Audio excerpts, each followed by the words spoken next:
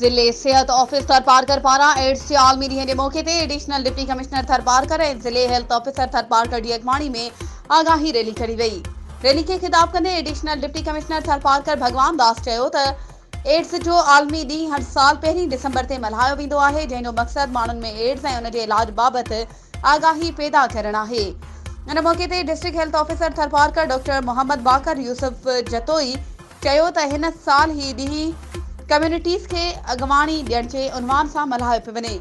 हुन चयो त एड्स जे आलमी ॾींहं ते UN सॼी दुनिया जी हुकूमतुनि हिन चयो त सॼी दुनिया जीअं पाकिस्तान में बि एड्स जे मरीज़नि जो अंग तेज़ी सां वधी रहियो आहे।